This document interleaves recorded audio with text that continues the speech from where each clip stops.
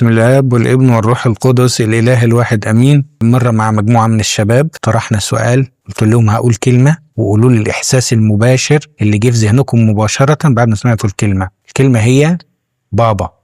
سكتوا شوية، قلت لهم اتفضلوا، مين يبدأ؟ قال لك بابا حب، حسيت حنان، حسيت أمان، حد قال حسيت دفى. والتانيين اللي سكتوا سألتهم اللي ما سكتوش ممكن يشاركونا. قال لي لا أنا حسيت خوف وحسيت عقوبة، حسيت ذنب، حسيت وحدة. حد ساكت قلت له وانت؟ انا ما حسيتش حاجة خالص، لا حاجة كويسة ولا حاجة وحشة. قلت له يعني ازاي؟ لا بابا هو ما فيش صورة، فيش ذكريات، ما فيش حدث كويس علم معايا، ما فيش حدث وحش علم معايا. هو حد غريب، هو حاجة بعيدة، هو حاجة مش موجودة، هو حد اعرف شكله بس ما اعرفش عنه حاجة تانية، هو ما يعرفش حاجة عن حد، مش بحكي معاه. حد تاني قال لي ألم. قلت له ألم يعني ازاي؟ قال لي يعني جرح، يعني إهمال، يعني كان نفسي يسمعني، كنتش عارف أحكي معاه، كنت محتاج حضنه، كنت محتاج منه احتواء، كنت محتاج كلمة تطمين، كلمة تشجيع، كنت دايما جعان ليه ومحتاجه مش لاقيه أو مش فاهمني، مش عارف أوصل له، هو حاجة بعيدة، هو شيء اشتياق وأنا مش عارف أشبع بيه، أنا مجروح من غيابه. فكلمة بابا رد الفعل ليها عند كل الناس مش واحد. عشان كده كلمة الله وأبانا الذي في السماوات مش كل الناس هيشوفوها نفس الشكل ونفس الإحساس، كل واحد حسب الخبرة المختزنة بداخله هيشوف الله وهيشوف بابا السماوي. بتيجي منين الصورة المشوهة عن الله؟ ممكن من المجتمع، من التربية، البيئة المحيطة، من المفاهيم الشخصية الخاصة، من أسلوب الخدمة في الكنيسة وتعامل الخادم نفسه. أول حد حب يشوه صورة الله عند الإنسان كان الشيطان في الفردوس لما سأل سؤال فيه تشكيك في وفاء وإخلاص ومحبة الله. هل حقا قال الله لكما لا تأكل من كل شجر الجنة؟ طب انت بتسأل ليه حقا ومش حقا؟ هو في حق وفي كذب؟ الله مش كل حاجة حق على فكرة، خدوا بالكم، في حاجة اسمها كذب، في حاجة اسمها مش حق.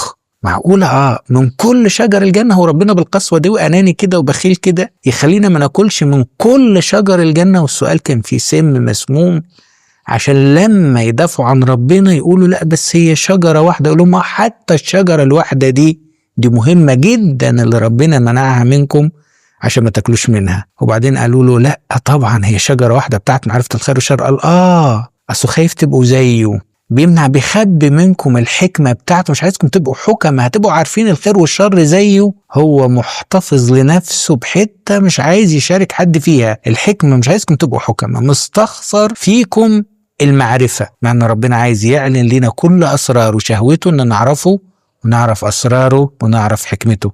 لكن أول صورة حب يصدرها الشيطان للإنسان ربنا الأناني المحتفظ بالحكمة لنفسه، اللي بيخبيها عنكم، اللي بيمنع عنكم المعرفة، اللي عايز يحتفظ لنفسه بشيء مستخسر إن هو يدهولكم. ولما سقط الإنسان وجي ربنا يفتش ويدور عليه قال له شوف جاي يحاسبك، جاي يحاكمك، جاي يشوف عارك استخبى، شوف الخزي اللي انت فيه، صدر صورة خزي، انت عار، جسدك عار، انت عريان، غطي نفسك. فابتدى الإنسان يخزى ويخيط ورقتين ويحاول يستخبى عشان صورة تانية مشوهة عن نفسه. أقول لك والآخر في حياتك دوره سلبي وشرير، هي اللي أعطتني، انت ليه اديتهاني؟ ما انت رب عملت لي مصيبة تانية، اديتني حواء وحواء اديتني، فانت برضو سببت لي مشكلة تاني في حياتي، كمان الآخر وحش. فشوف كمية التشويه اللي الشيطان حطها للإنسان عشان يشوه صورة الله، صورة الإنسان ذاته في عين نفسه، صورة الآخر اللي هي حواء الموجودة معاه، صورة العلاقة، انت جاي تفتش عليا، جاي تشوفني، جاي تشوف غلطي، جاي تحاكمني، جاي تحاسبني، جاي قاضي قاسي منتقم. لا ربنا جاي يفتقد وجاي يخلص وجاي يدي وعد وجاي يخيط لك توب من جلد وذبيحة ويديك الحلة الأولى ويموت بدالك. ما جايش يحاسب ويفتقد، جاي يدور على احتياجك ويدور على علاج العار والخزي اللي انت فيه،